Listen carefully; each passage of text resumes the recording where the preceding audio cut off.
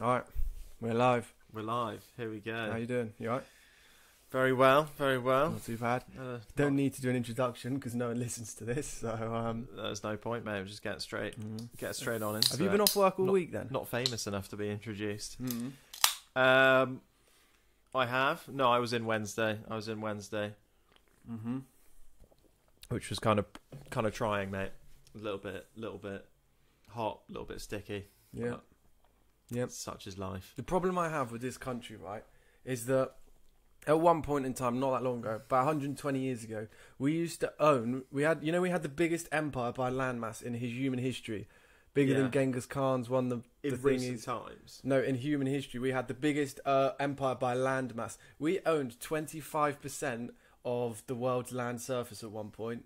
Yet, when we had this empire, why couldn't we have picked a new, warmer, sunnier bit to have as England? This is August 13th, and you have to wear a jumper in the outside because it's cold at night. Then it wouldn't be the British Empire. I mean, to be honest, bring it a bit closer. Yeah. The heat wave we had 3 weeks ago, it was too hot. It was too hot. 28 for a couple of days, and I was like, actually, fuck this heat. I'm craving winter. It was too much. I couldn't live in a hot country, like Dubai, where you get off the plane and it's 35. You get out of the plane and you think, I must be in the jet engine. I must be in smacks you in the face. Yeah, I must. The jets must still be whirring. There must be a hell of a lot of engine heat. And then you walk down the steps of the aeroplane and you realise, actually, it's just this hot here. So I couldn't live they there. do this thing in Dubai, the super rich people, they leave their engines on in their cars, and so they can have the aircon on and the engine running while they parked in the shopping malls and stuff to go shopping. So you got your valet or whatever they call it, just keeps your... You walk into a nice air-conditioned car. Yeah. I mean, you just move from air-conditioned room to air-conditioned room. It's it's inhumane. I mean, a lot of these cities are totally unsustainable, Las Vegas, cities that are in deserts where they've just rerouted rivers. Oh my word! Talking about rivers, I watched. Can't find it on this mental documentary this morning on National Geographic, right? And it was talking about. It was called Water Wars, so you can imagine what it's like. It's talking about how China, in Tibet. Yeah. The contested region of Tibet. They have influence over the water supply there, and the water supply. Oh, wait, let me find it. Here we go. I mean, that's Himalayas. Yeah, China, sure it's a huge amount of water. China has 90,000 dams. It has the most dams in the world. That's damning. And China controls rivers that go to 12 countries.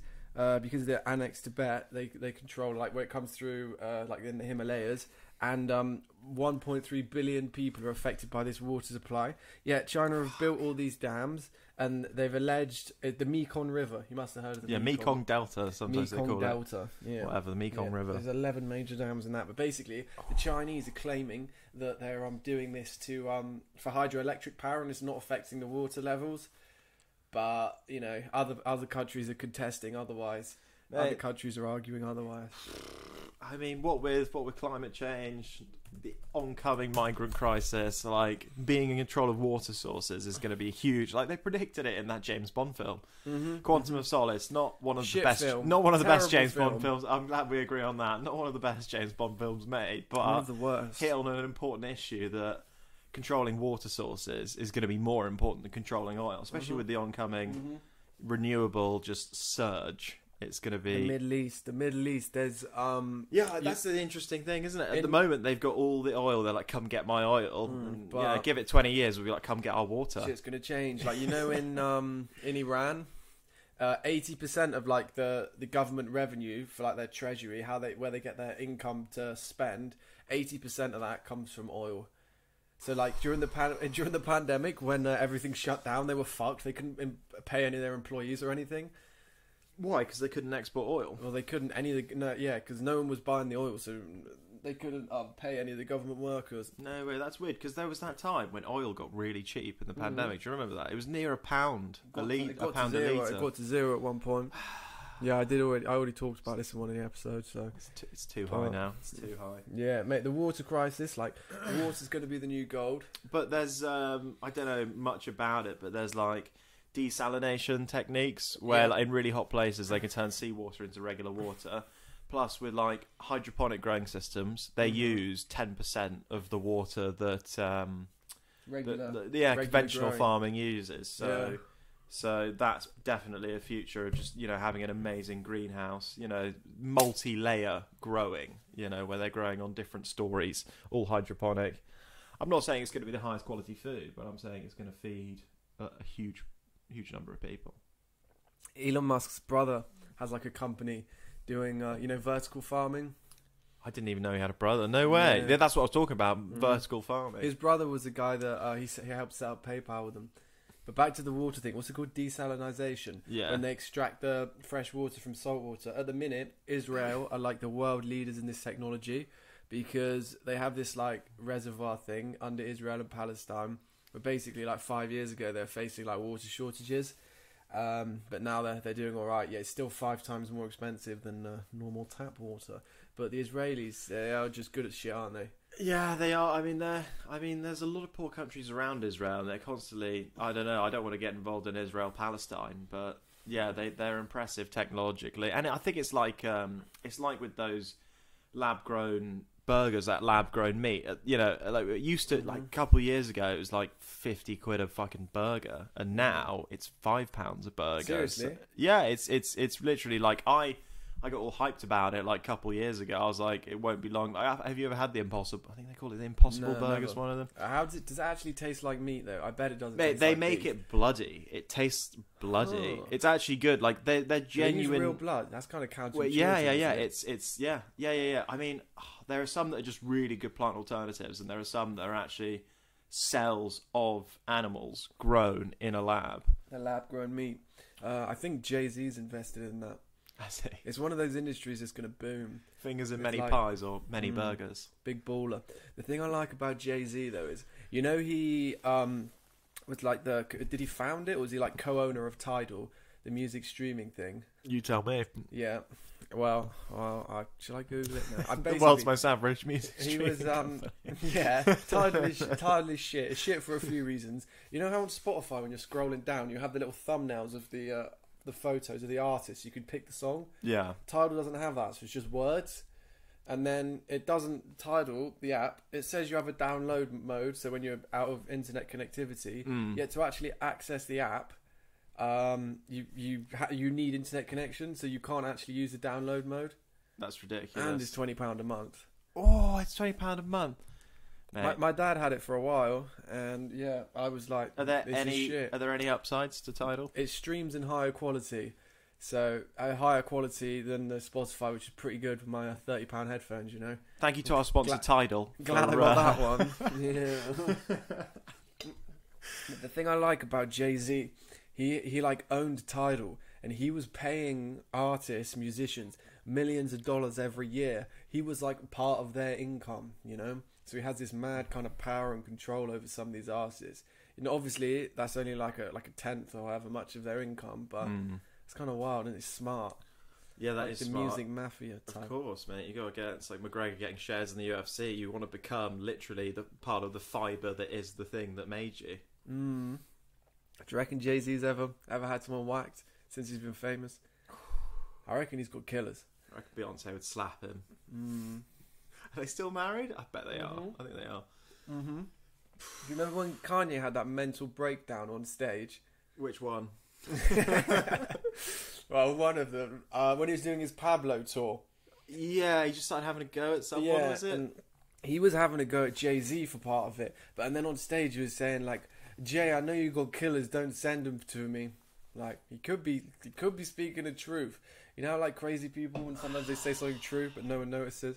Yeah, that's it, isn't it? It's just like they spitball a load of stuff, and 1 in 5 is actually bang on. It's hard to know when it's him though. He is. I mean, I listened to the Rogan where I listened to it for about 20 minutes when I was falling asleep. The Rogan about where he was on and he was talking Reagan was like, so what are you going to do to the USA, you know, once you become in power? And he literally had no manifesto, no nothing. He just thought, like, you know, Love. when you're... Yeah, exactly. You know when you feel something in your bones? It's like that was his literal spiel for becoming president. That was the reason. He just felt it in his heart. I mean, it's admirable, but it's incredibly deluded. I want, like another politician, I want him to give me a manifesto that he's not going to follow, completely ignored when he gets into power. That's what we want, right? Yeah. What, you want a politician that actually follows their manifesto? I mean, it'd be nice. It would they be stuck nice. to a little bit, but it's kind of what I'm saying is it's kind of pointless when they have these manifestos anyway, just because they never stick to them. Well, their morals are their morals until they come up against a conflict of interest, and then not one of them will follow their morals. Until they come into these big fucking... Did you see that thing about David Cameron recently? How much... So there was that offshore company... Greensill. 15 mil they paid him? Greensill was a company that lent other companies money, and that's how they financed. But basically, the reason why he got in trouble with the press is because they were going broke with Corona, because suddenly everyone couldn't pay back these loans. Yeah. And then Cameron was like texting Rishi Sunak, good old Rishi, texting him saying, you need to, your government, taxpayers' money, needs to come and bail my company out. Because Cameron had a deal, if he was with them for so many years, he got like a percentage of the company's value, so he was set for like 50 mil or some crazy amount of millions. So it was kind of corrupt, really, what's going on. But yeah, it's a dodgy one. What do you think about Rishi Sunak, though? Have you seen how rich his wife is? Oh shit, yeah, she's big in finance, right? Something like that. Right, Rishi Sunak wife, net worth. Let me... You love banging on those keys pretty hard. Come on, internet. Wait, keep talking. I mean, the internet here is abominable. I don't know. It's... You'd think that these people were, you know, a men of the people type thing, or people of the people, yet they all seem to come from the same... Well, they're all elites. They're all of the elite background. It's all like Eton, Cambridge or Oxbridge, and then... Okay, Rishi Sunak's wife, it now emerges that Ashita is richer than Queen Elizabeth in the UK. What? Reports state that Ashita Murphy possesses shares worth over £430 million in her father's N.R. Narayan Murthy's tech giant Invoice. This is from a website called zbiz.com, an Indian website. That sounds pretty reliable. I would use the Financial Times. Trusty Zbiz. This is just far more reliable. So yeah, so like he's literally married to someone who's richer than the Queen, Rishi Sunak. So you got to think like, why is he in politics? Richer than the Queen. The Queen's worth like 400 mil. She's worth 430. That's not the crown total, though, is it? No, the crown total is like massive. 67 billion. Yeah. Did I tell you that thing about the crown? And you know how The seaweed. what? The seaweed. The thing about the shore. Whoop, the shore becoming knocking over the mic. The shore becoming a lot going up in value because of seaweed harvesting or something like that, and that because the crown owns so much of the shore. Like it was wind farms. Oh, offshore wind farms. Close. Seaweed. I don't think seaweed's that valuable. Oh, mate, it contains incredible numbers of micronutrients, not just for us, for plants as well. But so. yeah, BP lease the crown. Basically, BP are renting this area of land from the crown from the crown estate, which is the thing that the Queen owns all the land. £500 million a year. Oof. Mental. That's because she owns all the land where the I wonder what the interest is on that. where the wind farms are. Yeah, weird that, isn't it? But the wind farms are huge. But we're going to be like the world leaders in wind farms soon. Damn right. Well, I think it was a Scottish guy that invented the combustion engine and started all of the fossil fuel burning. So I think we should be the first ones to lead us out of that. I mean, I'm not I'm not pretending I'm super, sustainable electric man. I do love my cars and stuff, but have you watched what cars have you got, Thomas? Pretty naughty MX-5 you picked up recently. Yeah. My pride and joy. It's the thing I care about most in this world. So I'm pretty happy about that. I mean, I could literally talk to you forever about the generations, the mods, the everything, but I feel that the chassis numbers. I feel that all three of the listeners might get pretty put off. I think it might be 2 listeners by the time. Well, 15 minutes in, it will be by now. But yeah. Oh, I know what I was going to talk about. Ooh. Remember that Simon Reeve book, which I gave you to read? Yeah. Which you Page 0. didn't actually read. Right. Still in my Listen to cricket bag. this. In Paraguay, there, you know how some of these tribes in the Amazon are like untouched and have never been like encountered humans before. Were untouched.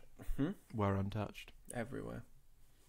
Were untouched. Oh, were untouched. I think you said were untouched. Yeah, basically, Not everywhere. listen to this. The Achi tribe in Paraguay, up until 1991, the tribe members were legally allowed to be hunted by by Paraguayan fucking people hunters, I guess.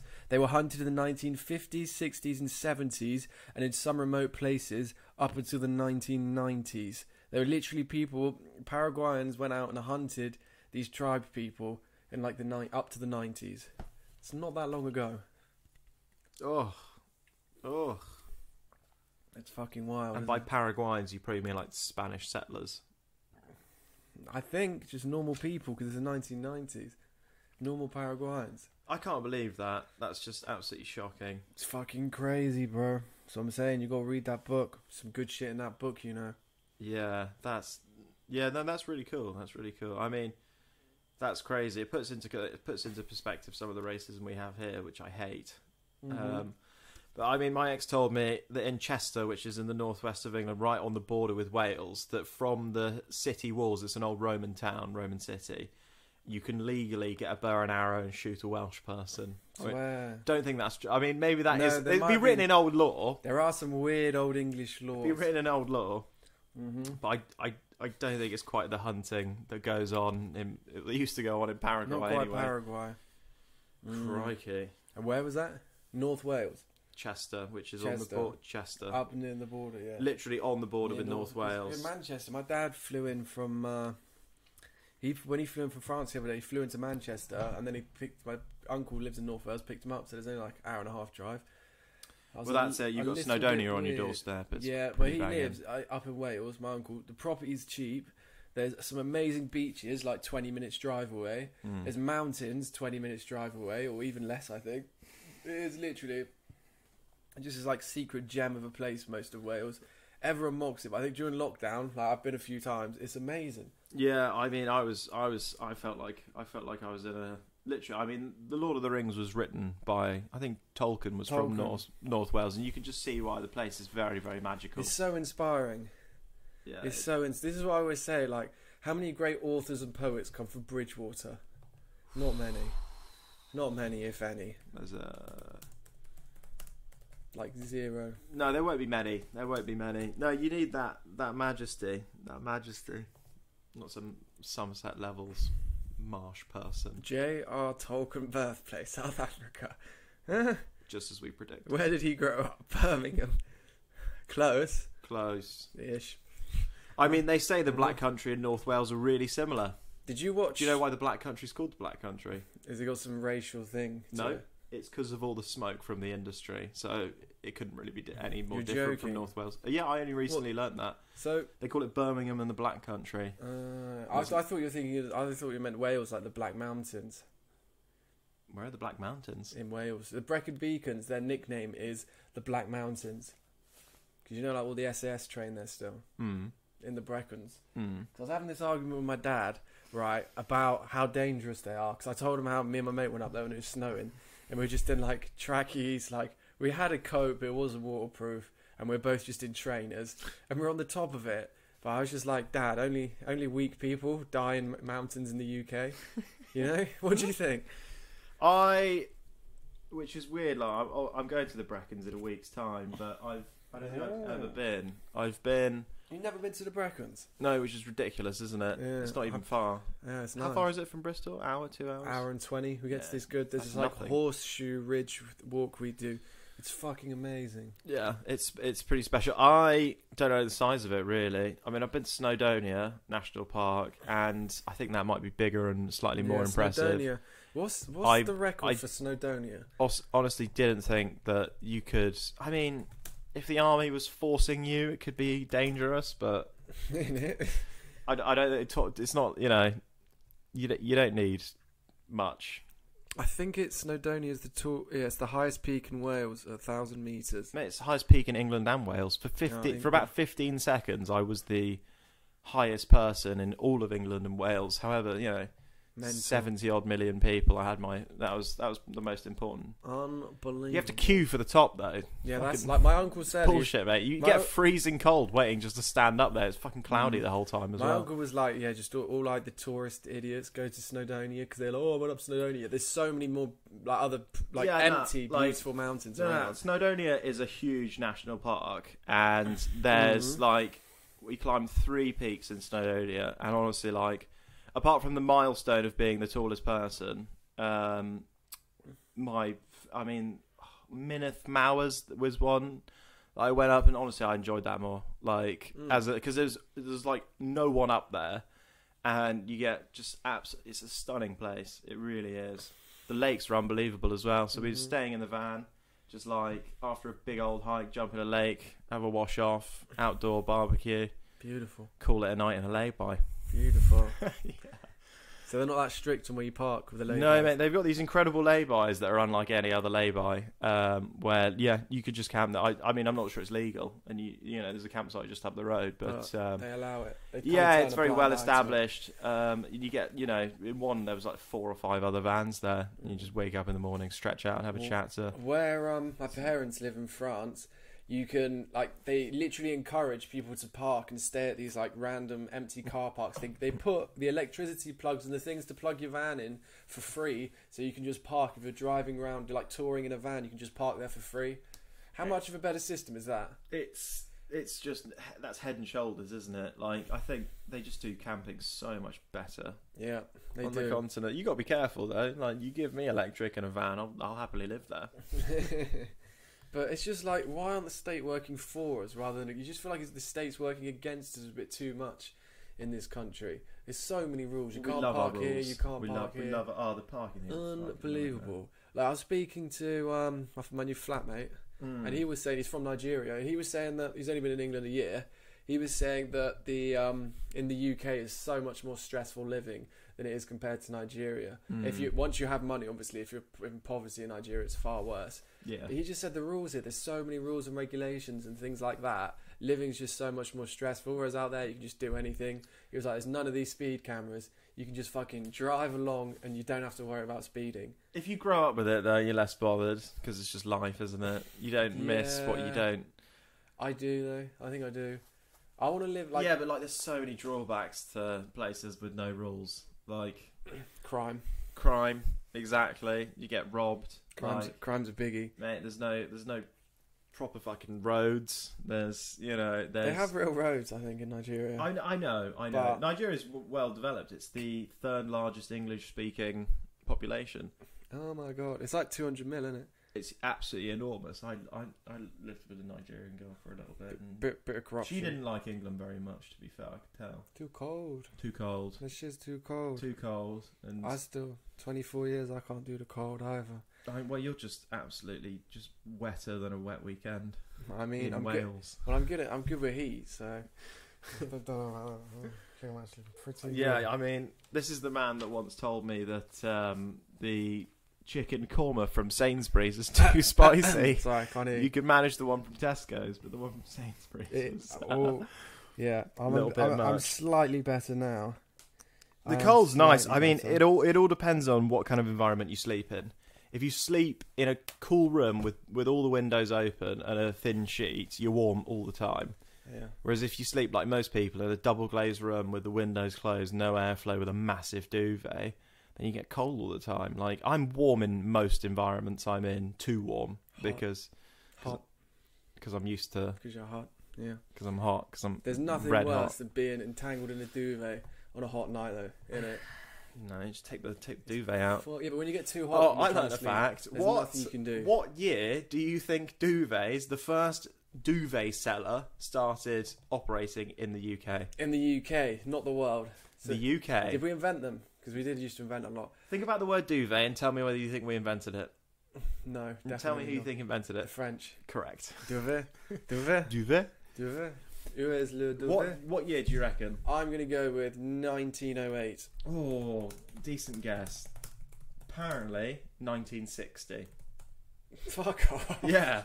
You know when you go to a weird hotel? You know when you go to a weird hotel? 1964. So, How crazy is that? Terence Conran discovered duvets being used in Sweden and became the first to sell duvets in So what the fuck were people doing before 9... I don't know. He probably had a shop called Duvets Are Us, and then like the tagline was, "Why the fuck aren't we already doing this?"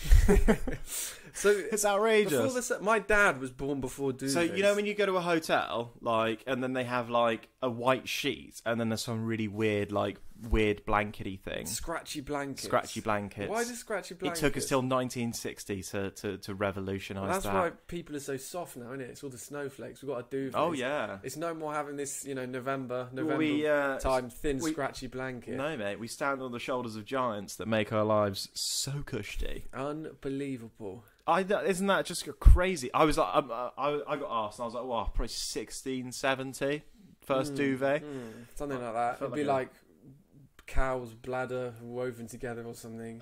Mate, it's not hard, is it? It's just a fucking jumper filled with feathers. With feathers. Although they do say that if you actually have like a real goose down, like a jacket or something, it's the best insulation, the best North Face jackets and stuff. They have real animal like goose down feathers in them because the animals, they've had like millions of years of evolution. They have the best kind of heating feather materials, stuff.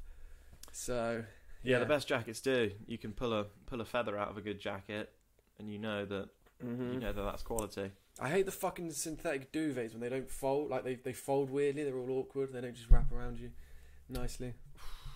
I don't really know about that. I'm on a 0.5 tog all year round. Jesus. I have got into my electric blankets for when it's really fucking cold. I was never allowed an electric blanket because they're deemed too dangerous. It could be a fire. There's never a fire. There's never a fire. There is never a fire. Yeah, no, it's a bit of a game changer, really. I have one that has like 4 different. So there's a setting just for your feet. So there's basically it's double. So you and the person you're sleeping with can have totally different settings, and you get a different setting for your top half of your body, different setting for your bottom. So I can have my feet on a 6 if they're getting cold, my torso on a 3. Jesus. Yeah, it's next level. That's mental, to be fair. I love it. Like, it was one of those things where I thought, am I wasting my money here? And then 2 weeks later, I thought, this is the best thing I've ever bought in my life. Best £20 you ever spent. That's it. Yeah. Might have been a bit more than that. No, I rate that, to be fair. I wanted to talk to you about something else, but I've forgotten. Hang on. Go on then. Give us a topic to discuss. Let me see. Yeah. There's this place. Remember I was telling you about, how do you say it? Tajikistan. I'm guessing probably Tajikistan. The borders Afghanistan. Yeah, and there's a place there called the Pamir Mountains in Tajikistan. Pamir. Pamir. In 1911, there was a large natural dam created by a huge earthquake, and this meant that 10,000 feet up in the mountains, this lake was created called Lake Sarez. It's 50 miles wide and 1 mile, 50 miles long and 1 mile wide, and 1,000 feet deep, right? And if an earthquake up to a 7.5 on the Richter scale occurred in the Pamir Mountains, this dam would collapse. And in the 90s, these US marine engineers predicted that if this happened, it would be the largest flood in human history, depending on whether you believe the Holy Bible or not. Wow. And it could affect 5 million people's livelihoods. What's the lake called? Sarez. S-A-R-E-Z. Have you found it? No. I've found some water sources in Tajikistan. None of them called Sarez. That's fucking wild, isn't it? An earthquake created a huge landslide that built this lake that, if it breaks, if there's an earthquake up there, it'll be the largest humanitarian disaster, like, of the year, maybe of like a decade. Yet no one knows about this shit. Because I mean, I think it is a crime, like, the amount of, like, international news that's not reported. Like, we'll be like, you look at the news and it'll be like, man discovers new shrub, or, in the UK, and then you look at the world news and it's like, 400 dead in bomb attack, and you're just like, holy shit. Why? If it's not Europe or the Western world, we don't give a fuck about it. I mean, the thing about the news is, fundamentally, it's just a TV show that people watch, and honestly, it's the most depressing TV show out there. It's not fun. My friend was like, why isn't there ever any happy news? I mean, he's got a point. I mean, has he got a point? Because fear sells better than I understand his jubilation. point. Yeah, exactly. But but imagine like a monotonous list of every good thing that happened today. Would that not be better than a monotonous It would be nice list to have of every It's bad nice. thing? They occasionally throw in one uplifting thing. For example, the other day, did you see do what know what you happened mean. in South Africa? The rioting. I did not see. I was too busy reading about a new species of dormouse that was discovered. No, I'm joking.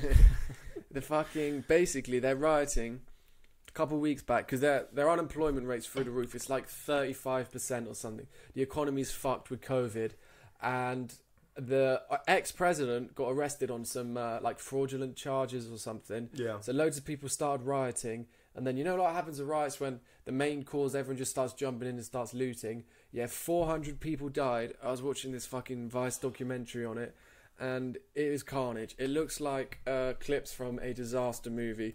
What happened there? There were the police were just like, they just weren't there. It was these vigilante groups that were just trying to defend off their shops and shit with guns, and it looked like a fucking horror movie. The way that, you know how the streets in those disaster movies and things are just everywhere, and there's all kinds of carnage. It was like that. But 400 people died, and there wasn't a peep. There wasn't a fucking peep out of our press or media about it. I don't understand why. I didn't hear anything about it. Yeah, it was fucking wild, mate. That's why I quite like Vice. Like, they're quite good with shit like this. But wait, let me find where it is. Yeah, look at this shit. Hang on. Yeah, like That's this bit. crazy. I was looking at Tajikistan, and Google Maps automatically rerouted me back to my home because it's literally like, stay in your house. Is this not just like a zombie movie or something? They did some huge... The guy's got a fucking cooker. You're nicking a cooker. Well, this is what it's like in, it just reminds me of a story. Look at this, look at these guys. They're fucking shooting these protesters, look, with automatic rifles. Running down, shooting at them. Yeah, that's nasty. That's probably private security. That is nasty. Mm-hmm. We can't watch too much stuff. This is an audio format. Yeah, true. Maybe one It day reminds get me the of video. That's the thing, though. Like, it reminds me of like what my flatmate told me about her previous uni. So she was from Nigeria doing architecture, and before she was I think she might have been at the Uni of Lagos or something like that. Mm-hmm. And there was a room for cooking, but it literally, they had to bring their own cooking stoves and bring their own gas. And I was like, wow, that was surprising to me. Yeah, so like, there's just stuff like that you just take for granted. It's like, if you park in the wrong place, someone's gonna fucking make you pay 60 quid. But like, if you go to a uni and you stay in the halls, like, there will be cooking facilities. Crazy. Well, we're the 6th richest country in the world. You got to remember that sometimes. We often forget. But back to the South Africa thing. My parents' friends used to live in South Africa, in Johannesburg. Well, like on the outskirts of Joburg. But they got a sweet deal because the husband, he was working for a UK company that had offices out in South Africa. But he said, I'll only go and live out there if I still get my UK salary. Yeah. So obviously, like, our pound is so strong compared to their currency. So we had a fat house. But he had this private security company. And he rung them up, and they said, "Oh yeah, if you have any robberies, don't worry. We'll just rock up and shoot the person." No way, private security companies. We'll just rock up and shoot the person. And he was like, "If they're black, it doesn't matter. We can just shoot them." And this was in like the late 90s. Oh yeah, it's a wild place, bro. South Africa's a wild place, mate. Have you seen the Louis Theroux on private security forces in South Africa? Oh, I think I have. Yes, I have. Shocking, man. It just makes you question everything. You actually think, who the hell is in charge? You know, there's this really good quote, and I always forget it, but it's like, you know, what is a government? It's just it's just such a cool way of putting it. It's just the fucking dominant force at that time. You know, that I forgot what it is. It just makes it sound really militant and crazy. And in some countries that just is the case. It's just the power that's dominating everyone else at that given time. But yeah, it's very when you get these corrupt countries, governments are scary. But in that documentary, do you remember when one of their friends got shot, and the guy's like, "What happened to the perpetrator?" Yeah. And he was like, "Yes, he went away smiling." Like they Yeah. literally just fucking whacked him. But those living conditions in the fucking tower blocks in the South African in that and it's all like documentary, they have no all lighting dark and it's holy crazy. fuck, that's some wild shit. That was some real wild shit, wasn't it? And like the gangs, like the private security knew like the lead gangsters down there and stuff. Yeah, I mean sometimes appearances aren't what they seem. So I watched this. There's this YouTuber that I love that like goes all over the former Soviet Union. Is this what's it called? The Bald and Bankrupt. Bald and Bankrupt. And he goes to like this really big slum where it just looks awful, and you think, oh my god, it's somewhere in Eastern Europe, and you think, holy shit, and he's really good. He speaks Russian, so he's getting along with all the locals, and one invites him into their flat, and the building's disgusting. There's rubbish everywhere. You just think, oh my god, and he goes into the flat, and I was just stunned because I was like, wow, these. I mean, I shouldn't have really been stunned. It was a lovely, it was clean, it was tidy, everything was in place. It was just on the outside. Yeah, it just showed me that like people take so much pride. No matter how poor you are, people are always taking so much pride. It's like I was watching it. Have you ever seen any of like Anthony Bourdain's stuff? I just started watching it. I watched the first episode in the Congo the other day. No way. What did you just watch the Congo episode the other day? I watched the first episode the other day. Mental. And the first one I watched was the Congo 2 episode. days ago. You flicked through the No way. No, it was about a week ago. It's about a week ago. That's really weird. That's wild. It's because the Congo is just like this incredible undiscovered place, really, for us anyway. Fucking wars. The Belgians discovered it, all right. Mate, that stuff about like how much infrastructure did the Belgians put in? It was unbelievable. But then the question he asked the Congolese person is, if you had the average Congolese person, sorry, mate, I'll tell you in a sec. I'll take my right. If you give an average Congolese person $10, what do they do with it? I thought that was a really interesting question. I thought it'd be interesting to go around lots of countries and ask people that question. If I gave you $10, what? Scotland, 2 bottles of vodka. Well, it'd be whiskey, obviously. Maybe. 20 bottles of Iron Brew. Actually, to be fair, Iron Brew is the only country where Coca-Cola is apparently not the most bought fizzy drink. Where? Scotland. Because of Iron Brew. That is a fact. That is an interesting one. Mental. But the first thing the Congolese person would buy is soap. Because, I mean, first it's health, isn't it? But that's taking pride in your appearance. And then after that, it's clothes.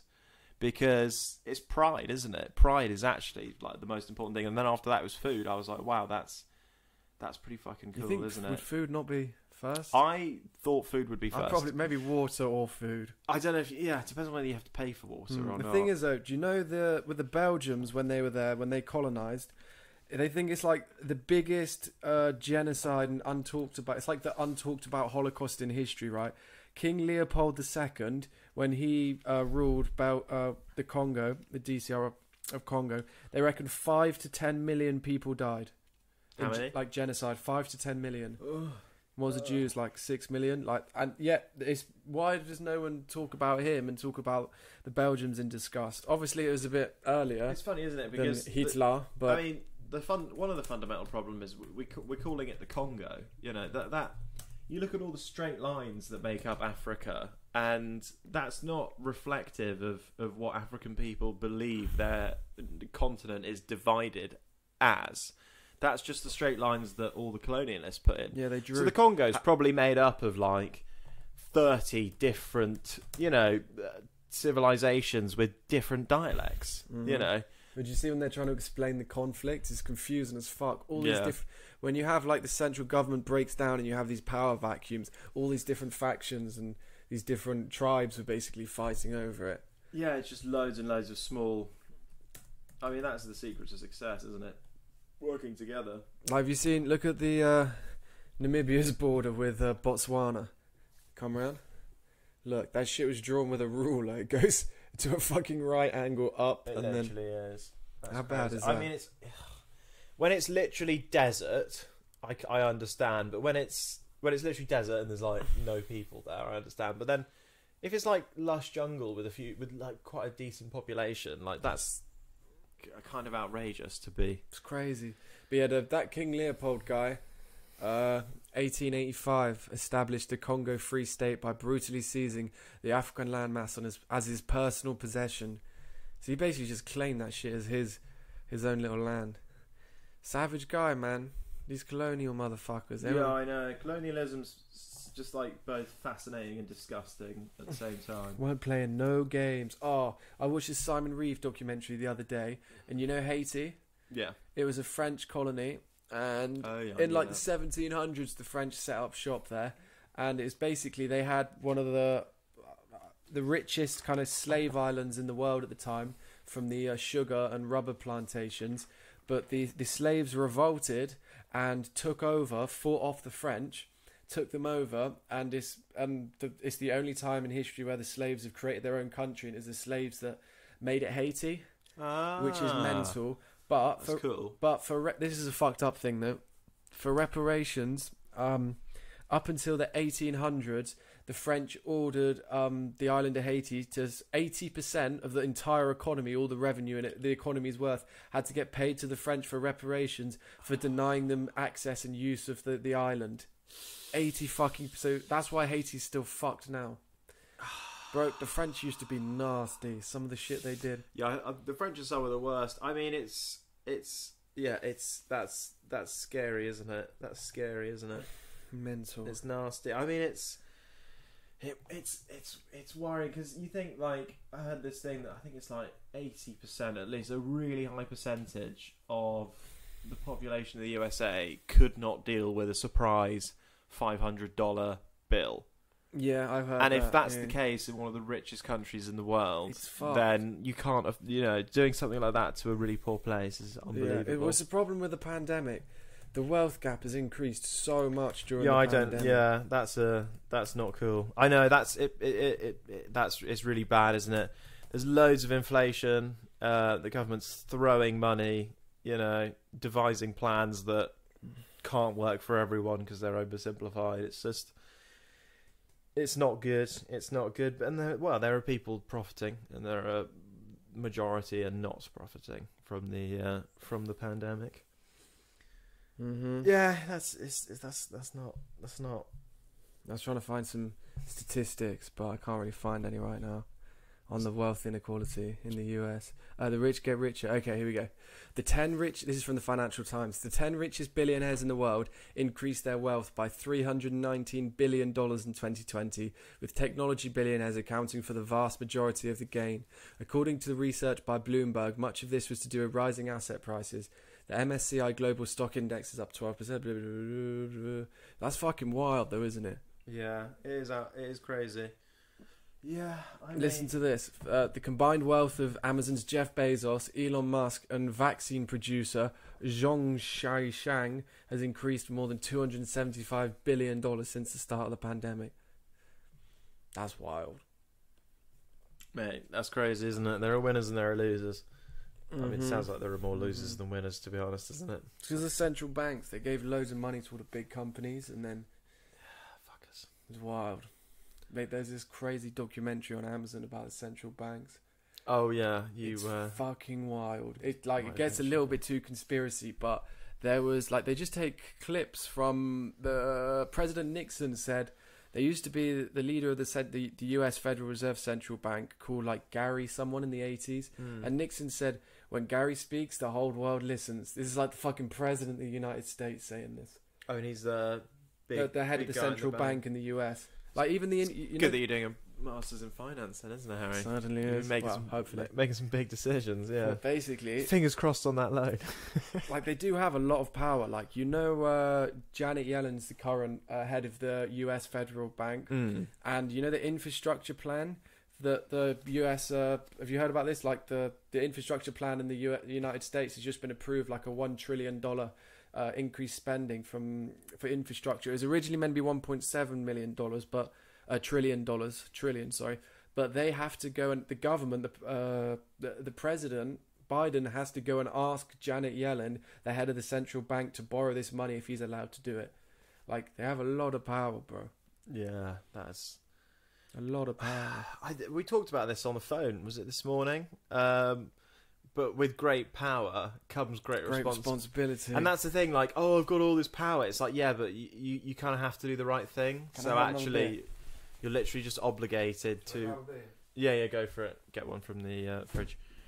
So you've just got, like, it's the thing, like, oh, great, I'm trying to think of a decent example.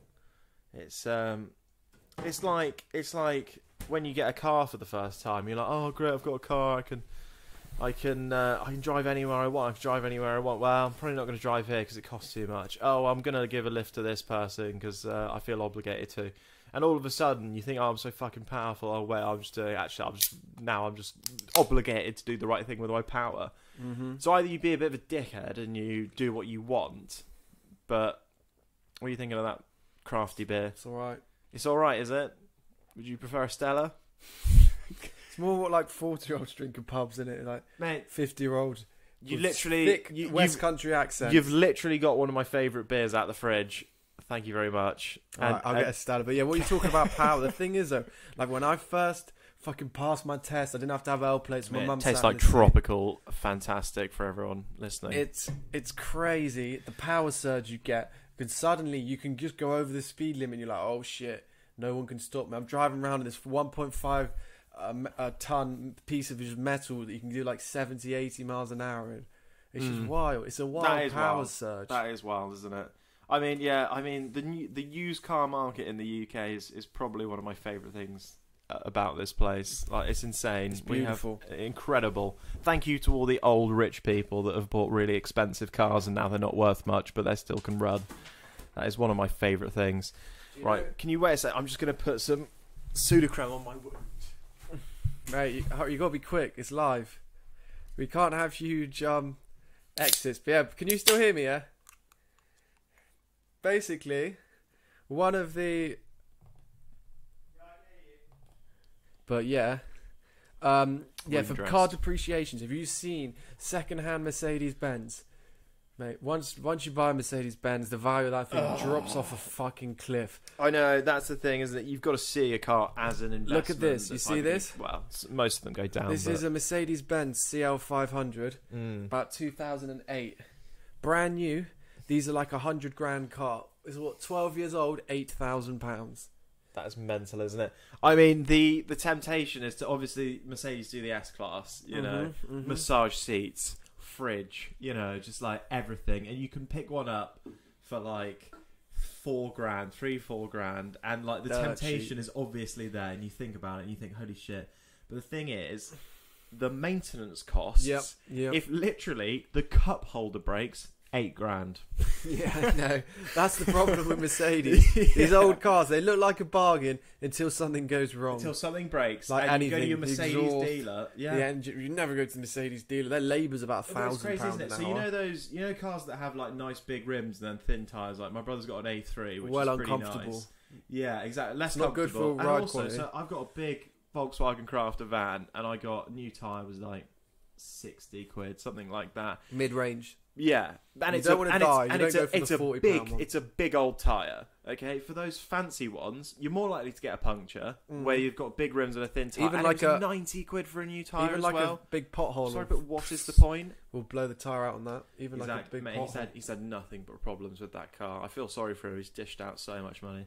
You think Audis would be quite reliable? It meant German reliability. Like, I'm sorry, I just don't buy it. Like, my little brother's got a Polo, my brother's got an A3, and I'm sorry, but they're not reliable cars. Like the Polo, you literally it's a weird feeling. Every time you get in the car, you're like, "Will I get to my destination today?" It's honestly, that's what it's like. If I turn the key, will the engine start? Because often it just doesn't. It's an old car, and he's treated it like shit. Yeah, I was gonna say he didn't exactly look after it though, did he? No, not at all. But no, my dad, they used to have this old estate Mercedes, and they were always having problems with it. But I think, how like garages... MPG on them shit as well, old Mercedes. Garages, they see these middle class people that know fuck all about cars. They know they've got a little bit of cash. £600 for an oil change? Yeah. It's literally... I can't tell them, like, just because it's recommended doesn't mean you have to do it straight away. That's it, isn't it? Yeah, if you love your car, you think, shit, I am going to get a service, but then you just... This is the thing. So I've got two vehicles. I've got a big Volkswagen Crafter van, and I've got a Mazda MX-5. Yeah, One's got the a very pedo showy van. sports car, and one is a large van. And White van. And With a mattress in the back of it. all right, people don't usually see the mattress, and it's quite a tastefully converted camper, just so you know. But the way I'm perceived when driving and getting out of and then speaking to people, The white van. People cross the road. Honestly, I'm not joking. Like, I get so much more respect of just everyone. Yeah, when I'm driving that van, when I'm driving that van, I feel like everyone loves me, and I'm a man of the people. Oh, they think you're a tradesperson. That's why. Yeah, that's he's going to fix someone's boiler. That's it. They think He's I'm a good man. tradesperson, and honestly, like, they probably think I love football. They like, I just get such a warm reception from everyone. Have you got a copy of the Sun newspaper and the dashboard tucked in? Yeah, mate. I've got nuts. Yeah. A couple of Twix wrappers. Yeah. Just all of it, mate. Yeah. And then the difference is, like, I still, obviously the MX-5s, I've only had it like a week or two, but like, I can just tell that, like, the perception is just different. People are judging you. People, yeah. The prejudgment of getting out of a van compared to a small sports car. Young guy, he's definitely speeding. Yeah. That's in it. my community. That's it. You get the feel. I don't know. It's weird, isn't it? Because, like, when I first got the car, I thought, especially having the top down, I thought, oh my god, everyone's staring at me. Everyone's staring at me. The truth is, they're not.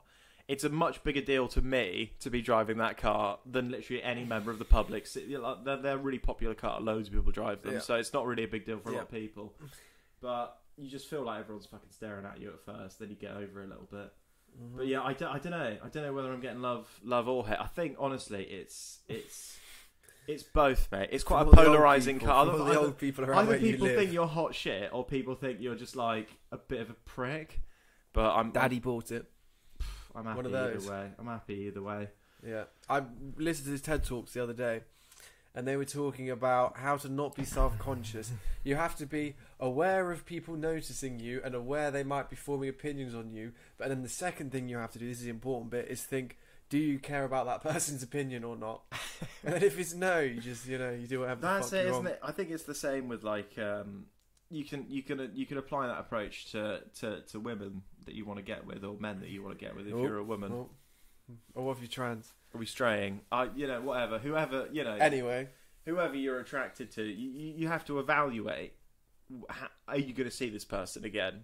Does your relationship matter to them? And then that will define how bold you're going to be. If you're going to see them again, if you work with them, something like that, obviously you're going to be backing off a bit. You're going to be, trying to nurture a relationship. Whereas, like, I think nowadays what I'm going to try and do in the future is if I know that, like, I'm probably never going to see this person again, I'm just going to be a cunt to them. Not going to be I think this, and yet I don't do it. But, like, I should be more bold with people that I'm never going to see again. Yeah. Do you know what I mean? I think we all feel that. We all feel that. I feel that. I never do it. I think everyone feels that. Yeah. That's why alcohol's good.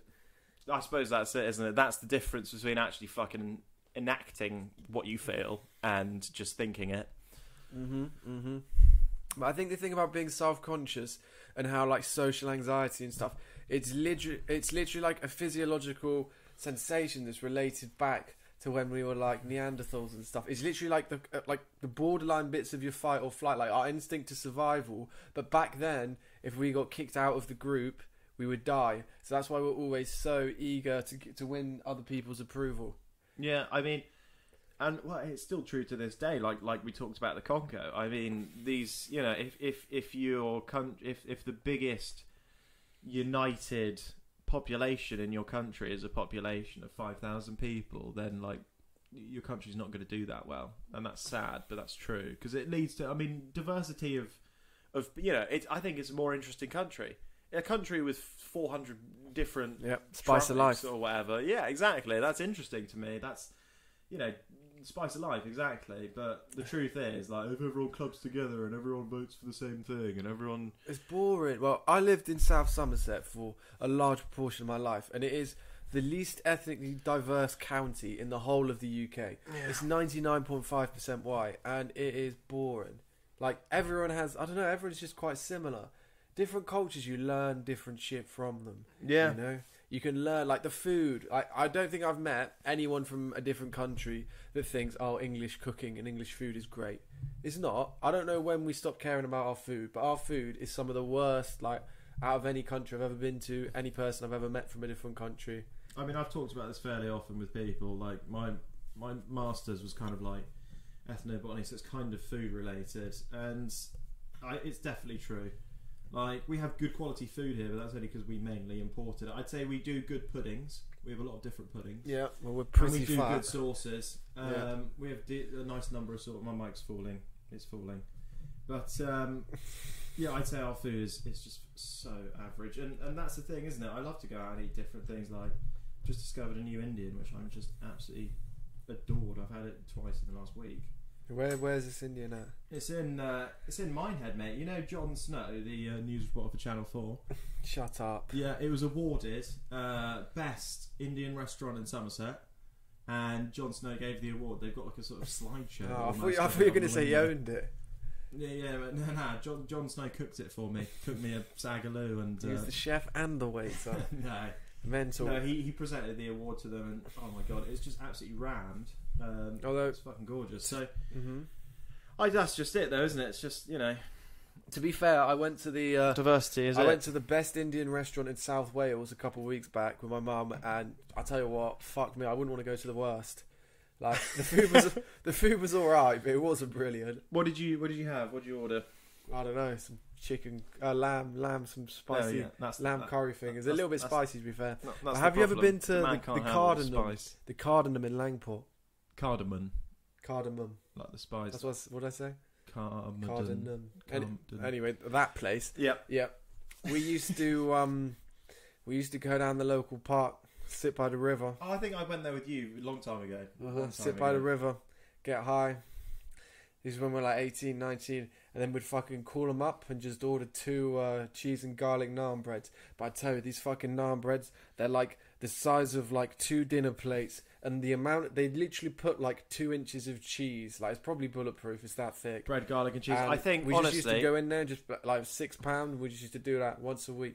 Beautiful place. The rest of their food's good too, though. The point that Harry's inadvertently made there is that the lack of cultural diversity in Somerset has led him to think that pure bread and melted cheese in large quantities is quality cuisine, and I think that speaks more volumes than all the points he's been making about statistics about white people in Somerset. Yeah. So thank you for making that point, Harry. Have you tried their naan breads? I had a garlic naan. But have you tried the Cardinums ones? No, I haven't. They are mental. I bet they're unreal. Having said mental. that, I bet they're so good. I'd be happy to have like 2 naan instead of rice sometimes.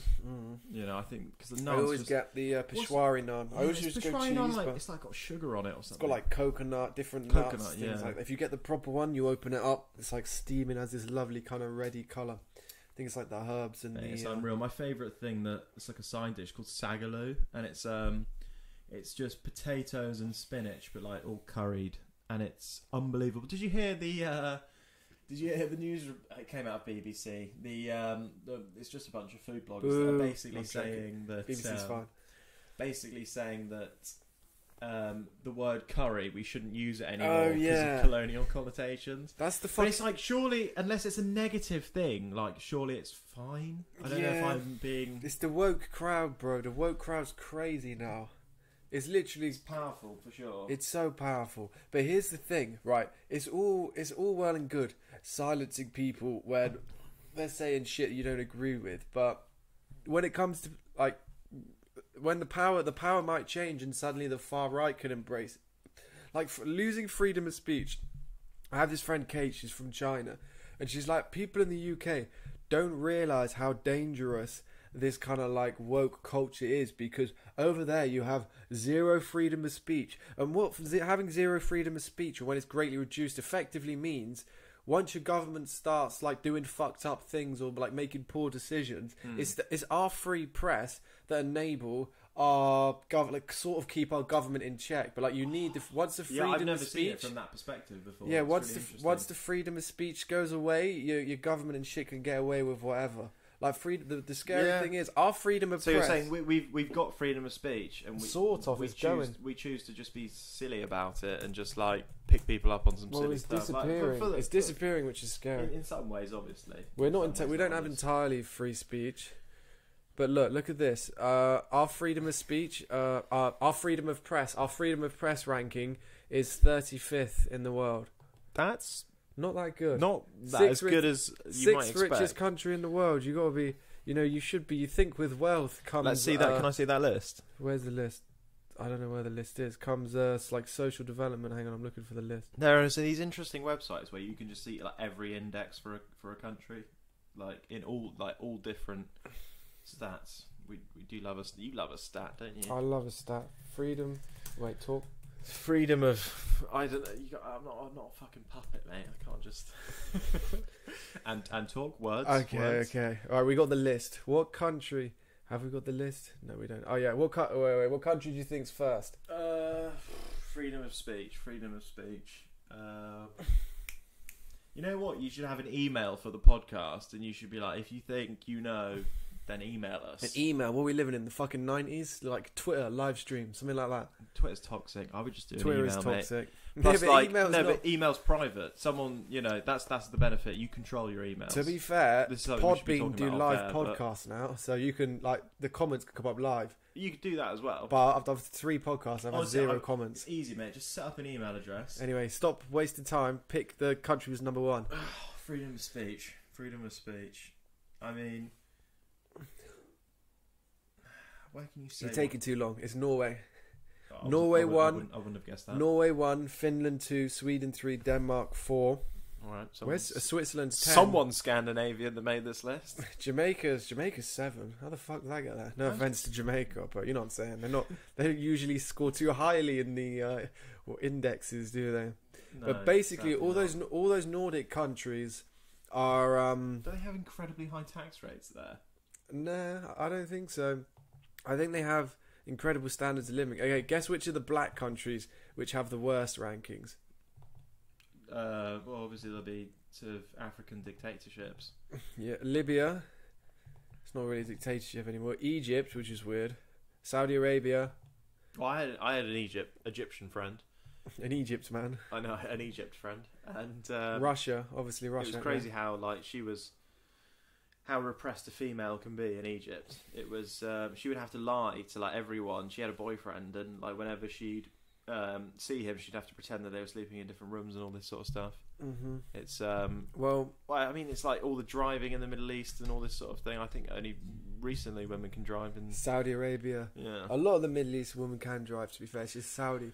But yeah, well, it's different. Like in certain countries, like I know Algeria's one. I think Egypt's one. And a lot of the Arab countries, being a virgin is very like no sex before marriage is very heavily and strongly enforced. Being a virgin is like a very important thing. Because my friend, like a couple of weeks ago, sent me this photo of this woman getting married, and he was like, "I took her virginity." The husband's gonna go fucking mental when he finds out, because she was from, I think she was from Pakistan, but yeah, that's good, isn't it? Well, I don't know. So I remember this.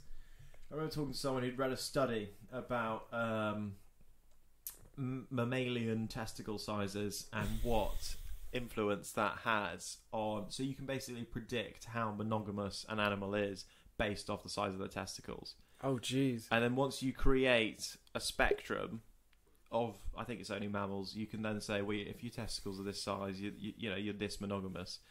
Humans, we're not actually meant to be completely monogamous. Well, our testicles, that's what our testicles say. We're somewhere in the middle. If you look at some species of like monkeys and baboons and that sort of thing, they've got enormous testicles and they just have sex all the time. Everyone, all the males will have sex with a female. You know the human penis. You know how it goes like out at the tip. It goes out a bit like that D shape. Yeah, it's straight and then go. Look, let me show you. But you know what I mean, mate. The penis, it goes out like that. The head goes out and then it goes in. Yeah. You don't know. Anyway, basically, the reason that's like that, it evolved to be like that because it forms, like when it's in the vagina, it forms this suction that pulls out semen from a vagina, assuming that there's been other semen in that woman's vagina, like when she was like millions of years ago, hundreds of thousands of years ago. Yeah, when we first started evolving, it's evolved to be like that, which is that's outrageous. That that sort of puts my fact about testicle sizes into perspective, because it's like, yeah, we've evolved that way, but does that mean we should be that way now? It's a good question. It's a good question. Well, it's know. biological positivism. It's like a lot of that kind of shit has kind of been discredited now. It's the same things that, you know, with crime, how they used to be able to tell criminals by like the size of their nose, the shape of their face and shit. No. It's all linked like straying that. into some pretty dodgy territory. That's true. I fucking... Criminals? Mm-hmm. Is that the word? Really? Right, I studied this in you criminology. did study criminology. And the handwriting's one. If you have this crow handwriting, like my handwriting's fucked. If a couple hundred years ago, I'd have been in prison just for that handwriting. I don't know. It looks like your handwriting looks like some historic letters or something. Yeah, I mean, I studied. Mine like would be yours is like some like retarded 6-year-old's handwriting. Yeah, not retarded. If you put a 6-year-old on acid, that's what. Yeah, that's what yours. Yours is on at least mine's joined up. It's somewhat sophisticated. Yours is all like the letters aren't even straight. They're all curved. No, I stopped doing joined up in year 7 because I was just a bit of a maverick. Mm-hmm. Taiwan conflict with China. Kinmen Islands near. Yeah. Anyway. Oh yeah, let me read this. Basically, Taiwan's conflict with China in the 50s. They had a 20-year artillery war when they're basically just sending bombs from the island into China and they'd reply. But you know how you get these weird sort of civil intricacies during wars? Basically, the agreement they had was that Monday, Wednesday, Friday, China would fire into Taiwan, and then Tuesday, Thursday, Saturday, Taiwan would fire their artillery into China, and then they had Sundays off, because, well, Sundays is your relaxing day. It's the day of rest. What the fuck? Yeah, I read that in The Economist. Unbelievable, Jeff. That's fucking wild, isn't it? I love these weird little facts about wars. Like, one of my favourite ones from the Second World War is, you know, the MI5 hired these chauffeurs to drive around like VIPs and like important ministers and generals and things, and they hired people that were racing drivers before the war. They hired them to be the chauffeurs for all these people.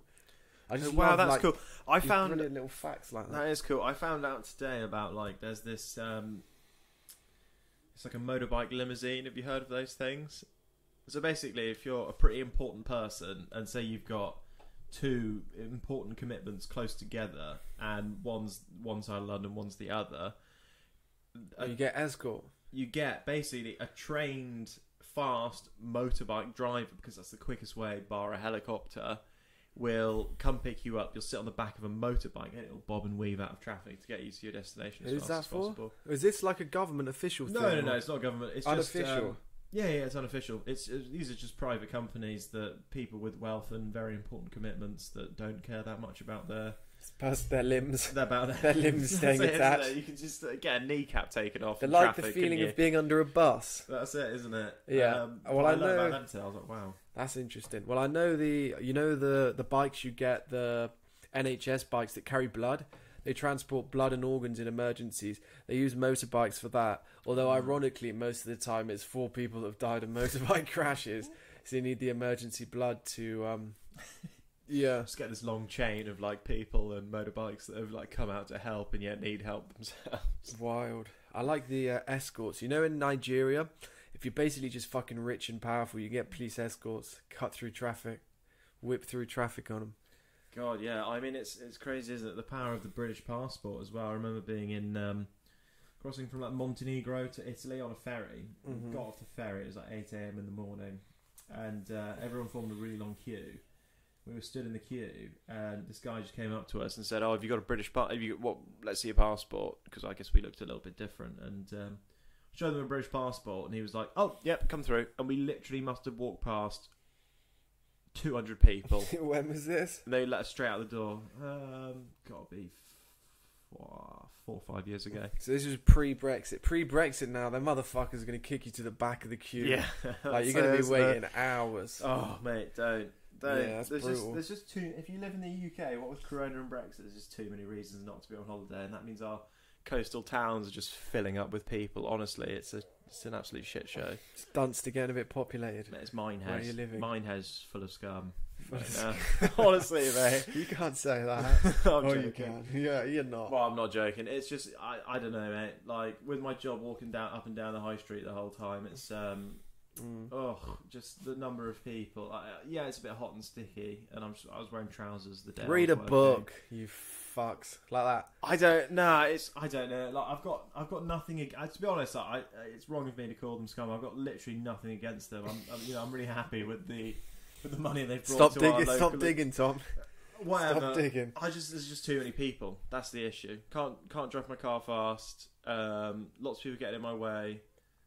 Can't drive your car. Can't speed. Can't speed through the villages I want to. I don't love all the people. I mean, there were these like 3 kids walking past, and I'm just at work, and they were just singing like "Minehead crackheads" as they walked along. And Were they crackheads? They weren't crackheads, but they were laughing at some crackheads because there are some. Don't call them crackheads. I know, right? Bums. No, I'm joking. Just homeless. Yeah. It's just that kind of thing. It's just that kind of thing. It's just a little bit of a wind up. The homeless problem in this country is obviously huge. It's got worse. But the problem I have with it is, do you know how the government records the number of homeless people in each city? One night, once a month, they go round, and however many people they find out that night, that's what they put down as a number. Like, it's such a bullshit way of reporting the homelessness. You got to extrapolate a little bit because that's ridiculous. Yeah, it was put into perspective for me because like I went to Florence in southern Italy and there were a lot of homeless people there, and then I was at uni in Canterbury and they met some people from North Italy and some from the Netherlands as well. I think we were chatting and they were like, "Oh yeah, there's a really big homeless problem in Canterbury," and I was like, "Not really sure there isn't. There's a couple of homeless people, but it's not that bad." In Edinburgh, I was surprised by how bad it was, and I just thought, like, if I was homeless, just walk south. Get warmer. Yeah, exactly. Like, oh my god, Edinburgh in winter, sleeping outside. Edinburgh in summer, just fucking rain. Exactly. Rain. Even in summer, it's pretty grim. Scotland's beautiful, but like to balance it out, God just gave them rain all year round. Well, yeah, that's it, isn't it? Rain and clouds. But you know what's wild? When I went to... It's the wind as well. In Edinburgh, the wind will get you. I went to Prague a couple of summers ago when I was travelling with my ex, and the beggars in Prague, there was quite a few beggars about, but they lie like this. They crouch down on the floor and put their head onto the floor so they're not looking up at you and just hold their hands up like this as like a sign of respect or something. So it's really, and they stay like this. We went up this castle for like 3 hours and came back, and the same guy was in the exact same position. Like, I don't know whether he stopped or whatever. Pretty asleep, mate. No, honestly, Not he was many awake. People earn money in their sleep. That's wild. That's wild shit, isn't it? Yeah, that is wild. That's They're basically in stress positions for hours. These fucking homeless people. That is nasty. Yeah, it's I don't know. I was surprised because what people from European countries thought was a bad homeless problem, I thought was a pretty tame homeless population. Which is fucked when you think of the and UK. That surprised me because I thought yeah, surely that's what I thought. I thought surely we won't have compared to Europe, I bet we're pretty good on homeless, and then them saying, "Oh my god, you got a terrible homeless problem." I was like, that's nothing compared to what I've seen before, and I was like, oh wow, that's not ideal. I mean, there's Ed Stafford. Yeah. He did a documentary on Britain's homeless, where I think he does something like a month in 4 different cities, spending time with homeless people. Honestly, I didn't watch it, but if anyone wants any insight on the homeless lifestyle in Britain, then that's what I'd recommend. That's the shit. Ed Stafford's fantastic. I really love his stuff. You know that the average age of being homeless is like 50. Because my friend years ago down in Kingsbury, my friend Josh, there was this homeless guy, but he lived in a caravan, but it was a beat up, fucked up, shitty caravan too. But he's still sort of homeless, and he had this nice mountain bike, this homeless guy, and my friend he wanted to go ask him whether he could use it, and he asked him, and the homeless guy said maybe, like whether to buy it off him. The homeless guy said maybe, and then like 2 weeks later, the homeless guy dies. So my friend just took the bike, so he was just cycling around on this fucking homeless guy's dead homeless guy's bike. Yeah, it's lovely, isn't it? Charming tale from the South Somerset. Yeah, I'm not sure. I mean, that story didn't really have a point to it. It wasn't a fun story. It's just interesting, isn't it? I was just trying to think of any homeless stories, and that's what I got. It's all right. That's what you pulled out of the bag. It's not bad. Oh, You rummaged All right. around, and that's what you found. and what's that's your fair homeless enough. story? Like, give me a homeless story, huh? I once saw a homeless guy running away with someone's laptop. That's not bad. Like a month ago, I was in Oxford, and we saw this homeless guy nick two bicycles. Because you know, Oxford's a really like cycling city. It's quite impressive. 2 bikes at the same Yeah. time. He wasn't cycling both of them at the same time, right? Yeah, he was cycling with one, and then he was holding the other. You know when you hold it at like the top of the frame where the vertical pole hits the handlebars? He was holding it there like that. Have you been- And I think that's, I mean, on one level, that's really impressive. And on another level, you think if someone is talented enough to ride one bicycle and hold the other one, Yes, get a job. they're talented enough to get a job At the circus. and succeed quite well as He a could- human. He could get a job at the circus, couldn't he? I don't know if the circus is quite the thing it Yeah. used to be. Be bicycle riding, something like that. What, next to the Elephant Man? Bro, I don't like. Oh, have you seen the fucking photos of the fat people in the circus in America in like the 1920s? I have not. Like you'd look at them like I swear. I was in this high street in Livingston, like this town in Scotland, and I googled it, showed my dad, and then Oh, within so a 2-minute it's the walk down town's this big high shopping street, we saw centre. 20 of these fucking people. Like Oh, wow. they're not very fat. Wait one sec. 1920s. Oh. Because like back in the 1920s, everyone was skinny. Yep. Yep. Every single person was skinny. Yep. Basically, like look at this guy. Look at this guy here. The people who used to go to the circus to look at someone that fat. That is ridiculous. They're everywhere now. It's not interesting. I mean, it's interesting how like in you know places that are slightly less developed than the UK, like you know, for instance, what's that country just below Morocco? Algeria. No, Algeria. just below. It's like a Wait. small one, Mauritania. I was watching a thing about Mauritania where there was a local guy chatting, and he was like, he likes a fat woman, okay, and it was hilarious. This is the Simon Reeve thing, right? Yeah, it was. It was a Simon Reeve me and my Mediterranean mum thing. watched this episode. So good. In He's that like, when country- you touch a thin woman, it is like touching To rock. bone. Yeah, like the rock and bone. So much bone. When you touch thick woman flesh, it is soft. It's just soft. And I was like, wow, because that's the cultural perception is like, In if this you're country. fat, then you can afford loads of food. So Oh, of course you're doing yeah. incredibly well, and that's very sexy. Like, Mhm. which is just crazy, isn't it? I think they do just like the fat as well, though. As much as it's a wealth thing, I do think they just like the fat. Yeah, I mean, I don't blame them. Have you watched the Amazon movie Mauritania?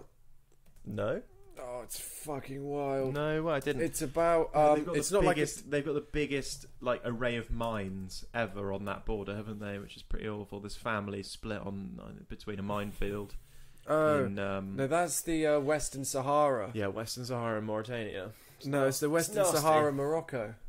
Oh, that's This it. the, Yeah, yeah, the that's right. Moroccans. Yeah, the that's Moroccans came and colonized Western Sahara, it. and then all of these Western Saharan guys were basically fighting back. But yeah, it's fucking mainly for the wild. fishing industry. They've got quite a booming fishing Yeah, industry in it's West, billions. Western It Sahara. brings in like billions and billions of dollars, doesn't it? Yeah, the that Moroccans whole, are that claiming North it, but it's Africa not really really interests there. me.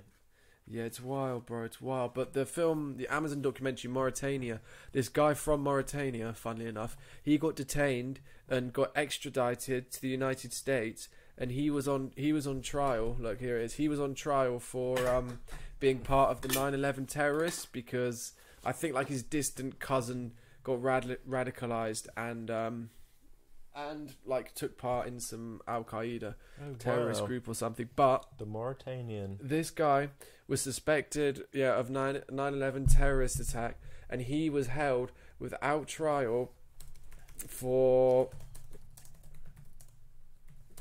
years, like 12 years or something crazy.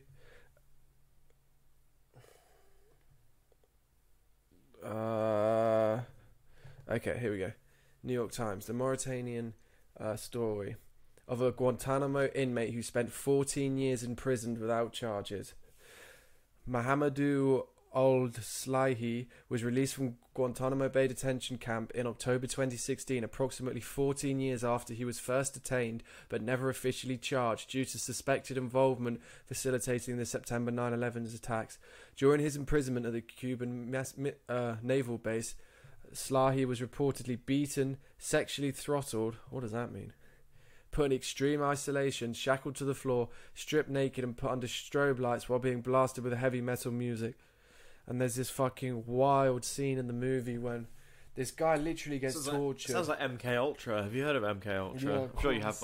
I certainly have. Basically, this guy, let me just finish quick. This guy, he was like chained to these walls, and they had real bright lights so you could never sleep, and they were playing heavy metal music 24 hours for like weeks and weeks, and it was all because they were trying to get him to confess. They put him under duress, which I'm pretty sure is illegal, saying that, oh, if you don't confess, your mother's going to prison, we're going to falsify some charges and lock your mum up. Yeah, like, it's illegal. It was fucked, mate. What the United States did after the 9/11, they basically just tortured people for a little while. Yeah, it's that's pretty shocking. I mean, that's sad, isn't it? Because as hurt as you are, like, becoming the people that have, do you know what I mean? Becoming the people that have wronged you is the worst thing you can do. 2 wrongs don't make a right, do That's they, Thomas? exactly what I should have said. Something like that. Alright, it's 10 past 11. We've been going for an hour and 20. Do you want to wrap this up or not? Yeah, let's wrap this up. I'm getting a little bit tired, but Alright, it's been an absolute pleasure. First one. Happy Looking days. forward to many down the line. Alright, bye everybody. See you later. People.